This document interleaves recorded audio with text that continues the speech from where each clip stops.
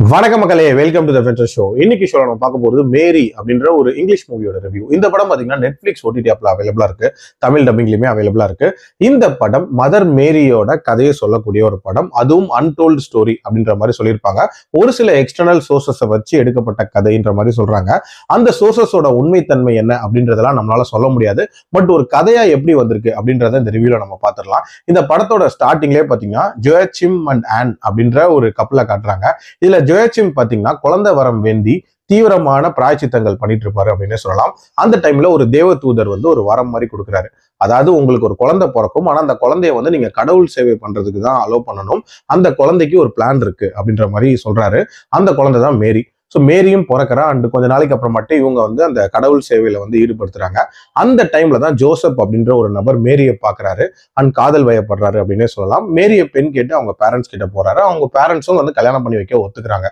கல்யாணம் நடக்கிறதுக்கு முன்னாடியே மேரி கர்ப்பம் ஆயிடுறாங்க. ஸோ அந்த கர்ப்பம் எப்படி ஆனாங்க, அதுக்கு பின்னாடி இருக்கக்கூடிய மர்மங்கள் என்ன, அண்ட் மேரி அந்த குழந்தைய பெத்து எடுத்தாங்களா இல்லையா, இந்த குழந்தை பிறக்க விடாம அப்ப அங்க இருக்கக்கூடிய யூத மன்னனா இருக்கக்கூடிய ஹெராட் என்ன மாதிரியான சூழ்ச்சிகள் பண்றாரு, எதுக்காக பண்றாரு அப்படின்ற மாதிரி நிறைய விஷயங்களை சொல்லக்கூடிய ஒரு படம் தான் இந்த படம். எனக்கு இந்த படத்துல பிடிச்ச விஷயம் அப்படின்றது, இந்த கதை அப்படின்றது நம்ம ஆல்ரெடி மேலோட்டமா தெரிஞ்ச ஒரு கதை தான். பட் இந்த கதையை பிரசன்ட் பண்ண விதம் அப்படின்றது ரொம்ப ரொம்ப நீட்டா இருந்துச்சு அப்படின்னே சொல்லுவேன். அதாவது 18th BC அப்படின்ற மாதிரியான காலகட்டத்துல நடக்கிற மாதிரியான ஒரு கதை. ஸோ அந்த காலகட்டத்தை கண்ணு முன்னாடி ரொம்ப நீட்டா கொண்டு வந்தாங்க. அதுலயும் இந்த ஜெருசலம், பெத்லகேம் இந்த பகுதிகளை காட்டினது அப்படின்றது எல்லாமே ரொம்ப ரொம்ப யதார்த்தமா இருந்துச்சு. ஸோ இப்படிப்பட்ட ஒரு செட்டப்பை கிரியேட் பண்ணதுக்கு அப்புறமாட்டு அதுல ஒரு கதை சொல்றாங்க அப்படின்னும் போது ஒரு நேச்சுரலான ஒரு ஃபீல் அப்படின்றதுமே இருக்கதான் செஞ்சுச்சு.